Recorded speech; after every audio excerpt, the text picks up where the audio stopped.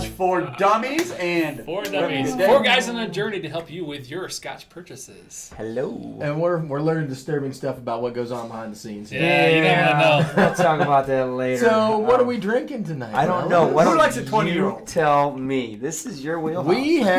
We have the Tullibardine 20-year-old.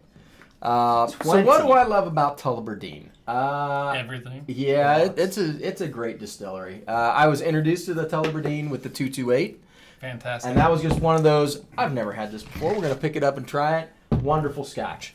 We have not tried the 20. It looks like somebody opened it, but I don't know who. I don't know who you're talking about. Everybody's disavowing any knowledge, so it may have just come already pre-opened. So Tullibardine, Highland whiskey.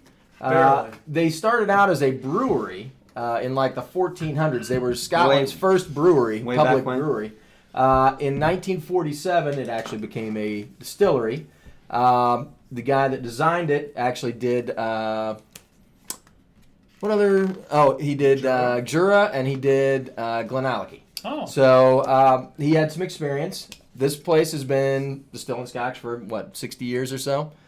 It is a family-owned distillery. It's changed hands a couple of times, but it's not owned by one of the big corporations. By one of the big guys? It's No. not a design. So this is 20 years in all first fill, ex-bourbon casks. Okay. That's it. First fill. So it's going to have a little bit, hopefully more of a vanilla oaky influence sure it will. on Come it. Because So I'm kind of curious to try this one. you were introduced to the 228, which is in ex-Burgundy cast, right? Right, and so that gave it a pretty unique flavor profile. Anything aged in ex-red wine caskings is a little bit stronger on those 43%. 43%. Get this cool box with it. So it's assumed that looks it's bulletproof. chill filtered. Drop of pure Highland Gold. The thing about Tullibardine is they are barely a Highland. They're like on the road to Highland. Really? Right. Well, they call it the gateway to the Highlands. I think. Yeah, it's something like that. as far south and still be Highland as you can get. Right. Uh, So What do you think? What are you smelling? so what was I the can price range smell the again? oak on in this it. one? You- This is a buck 25, 125. buck 29, something like that. About 25, 43 ABV. Okay, I got you. I had to get my mindset on this one. All right. I mean, 20 years in Wow. ex-bourbon. It's got to be oaky. It's got to be vanilla. Yeah, I got some oak right off the bat. Now, Some kind of sour wood too. Tullibardines that we have had, obviously we started with the 228, but we also went to the other one. It was the 5? we did the 500. The 500. Yep. Didn't enjoy it as much as the 228. Right, Yeah. that's right. It was a step down for us. It smells like What is that oatmeal with smell? honey on it. Oatmeal. That's exactly what I'm Oatmeal with honey. Boy, and that malt comes right out of that flavor. Yes. I said sour wood. It's the oatmeal. Ooh, That's wait a exactly minute, what though. I meant to say. I get a Oatmeal really honey, strong grass yes, note in there. It is. I just got hit A in the little face brown with some sugar in that grass. oatmeal Wait till you too. try it. Definitely the Highland grassiness, the floral. I was the Yeah. grassy note up front, but it's almost like my dad used to work in a grain elevator, and when we would go see him Yes. at harvest time, and you get that like grain dust in your mouth, and it had that kind of character. It had like some of the green from the plant, but still that malty oatmeal-y kind of character going on. Get a little bit of It's really tobacco interesting. leaves too, just a hint on the nose. Yeah, I can haven't see tasted that. it yet, but I mean, just in a I can see that. Well, it finishes kind of Kinda dry, so I It does can finish see a that little it's dry. I can see that being a thing. No real spiciness to it, though. no alcohol. It's pretty smooth. Oh, there's the tobacco too in the palate a little bit. But Now that you mention it, I get it a little bit.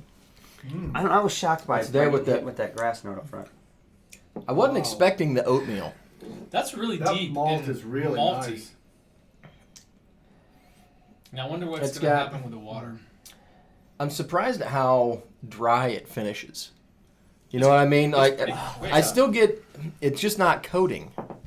You know what I No, mean? it's But not the viscous. flavor lingers. It's not viscous. It's but not viscous but at it all. finishes real nice and clean and dry on your palate. I kind of like this.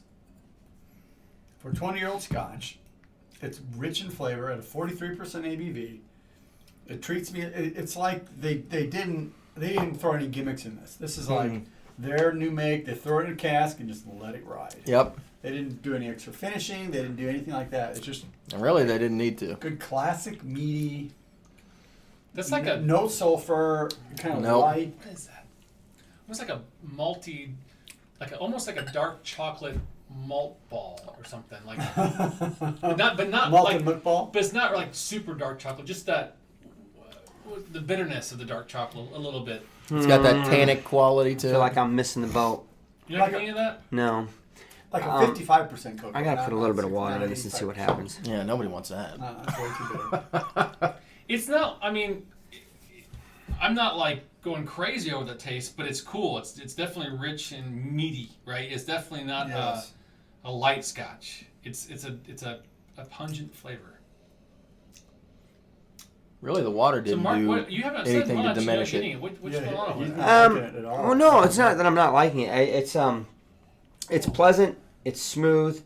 I think I'm getting overpowered with some really green grassy note. Oh, really? Yeah. I tell you what, I'm not my getting that first now. sip, I got hit with it, and I was like, "Woo!" And then the oatmeal came on after that, See, and the malt, I haven't experienced that. and It's- then I didn't really get I didn't get the grassy notes after that too much. So I got an interesting flavor. I don't think I've got before. I just smelled a fresh thing of biscuits being opened. biscuits the being dough. open. Some yeast in there. I can Little see that. Fresh pop. Pillsbury. All right, so we need to Oh, you boy. need to edit a picture of Yeah. Pillsbury Here's the guy right here. Watch. Wow, that just happened right by my arm, right there on my It's bar. like a gremlin sitting Well, I right can there. I can totally see it though. You get that fresh yeasty kind of. You get it now, Bread, like yeah. the top of the glass there. You know what's odd? Things got legs. Yeah, but it's dry. Yeah, It's really definitely is dry. dry. It's dry on the heat. palate, yeah. It's almost like it's That's a dry. it's almost like it's oxidized a little bit. Like you know what I'm talking about when you've had bottles that set too long, like that's too long, and you can taste it's like kind of like not soured, but just Like the flavors have started to burn off a little yeah, bit. and it feels like that a little bit. And I don't think that's what this is here. I think it's just how this tastes. No, I don't. I think it This is not that old. because it tastes like that fresh new dough. That has a little bit of that the ethanol from the yeast going. Yeah. Well, it's where it's located, right? It's the area, it's the region, it's what they're putting into it. Mm. The grassiness. I'm middle of the road here. I'll start it off so you guys Yeah, can you build ready? it up. Yeah. You get water So- in already? Yeah, I put some water in it. Okay. First off, it's definitely a dry dram. Okay, it just the palate is very dry. It doesn't really coat your mouth. It's not really oily. The nose was really hard for me to get past the green grass. You know, I didn't get hardly anything other than that. You guys were talking about all kinds of things, and I was sticking my nose in there trying to find it. And all I could, There's more grass. I mean, it's like, oh, there's Grass, some grass, and grass. So I took a sip of it, and it didn't so much translate to the palate as much. Smooth, just didn't get a lot of anything. It was just there. It was just a glass of whiskey. Put the water on it, mellowed it out even more as far as smoothness in the mouth, but didn't take away the grassy notes at all. I did not find anything good or bad. I mean, it was just, dang, and that sucks because it's a 20-year-old Scotch. I want it to be delicious. Yeah. It wasn't not good. It wasn't bad. It was just there. It's literally a middle of the road 2 for me because I couldn't find something to give it more, and there was You wouldn't go obviously down on it? there was buck and a quarter for this. well, I mean, honestly, for $125 for a 20-year-old, no, that's a great value on its face For a year perspective. from a year perspective. But if I'm not going to get any pleasant, flavors out of it, I'll take that $120 and go and get something that's a 15 Yeah. that I'm going to get more flavor from. I'm not getting it out of it, and that's I'm not down on it. I'm disappointed because I think I came in a little higher expectations. You see that number on it. Yeah. It literally was just right down the middle for me. It was nothing great, It's all nothing right. bad. There They it can't is. all be a home run. No, they can't. And I'm going to enjoy the rest of it. I'm excited to hear what you guys hear it said because you guys were finding stuff that I was grabbing find for it. I was looking. I don't What'd you know. say? No. Smells like grass. I know. So I'll go next. And I this is a pleasant dram. The nose is not anything I wanted to sit there and nose all night. No. I'm not getting the grassy notes. in hindsight, as I listen to you, I could say, yeah, I can pull those out, but I'm getting more just the Highland character. So which part of that is grassy, but you get floral, Sure. you get a little bit of malt, and when you add water, I think the nose kind of diminishes a little bit. The palate, though, is more interesting to me than the nose by far. Okay. You get a lot more malt. You get, like you were saying, those fresh biscuits. You get a little bit of yeast. You get a little bit of ethanol coming out of that from the fermentation of that. The fresh malt. It's not spectacular, but it is this classic meaty Scotch. Okay. I'm gonna go maybe a 2.5 because I was more impressed with the flavor than I was expecting, based on the nose. But it's not anything. Wow, you got to have this kind of Scotch. I'm gonna go. It's $1.25. So when I consider the price for what I enjoy, I would not probably buy this again for my bar, because I don't truly appreciate it like an excellent Scotch. It's okay, but again, that money is better spent for me on other Scotches. For the price, probably 2. I have to say. So you're going down I'm from going to go. 2.5 I'm to going to 2. go to a 2 because it's a very expensive glass, and I would expect it to be better. Yeah. This is a hard one. I'm not gonna lie, because I'm bouncing around too. I think the thing is that we're trying to figure out why we're doing this, right? We're trying to help you make that purchase when you're looking through a liquor store. True. And I think I can tell you right now, when we first, there's always the known names that you're going to buy, right? The Glenfiddichs, all the ones you know that you're going to buy. This is one of those ones you're like going, Tullibardine, what's that, right? Yep. 228, absolutely amazing. We love every bit of it. The 500, pretty good. This one, it's kind of in between them right now for me. I'm not sure where I'm going with this one yet. I think it's unique enough to kind of fit a different palate profile. It's like biscuits and gravy for me a little bit, because I'm getting that, I know it's kind of weird to say Scotch and biscuits and gravy. Right? But it really kind of gets that for me, because I'm getting that in the nose more and more now after it's sat here with some water. And I can kind of get that sausage gravy, that yeast of the meat maltiness to it. I think it's kind of unique in that regards. But it's also a little bit off-putting, because that's not really what I'm looking for in Scotch. I want some different flavors in Scotch. So I think, it's really one of those things where it's one of those ones you want to try, but I don't know if you want to go buy it, especially for the price you want to get. So it's up to you. Maybe it's in your wheelhouse, maybe it's not. Maybe it'll fit your palate.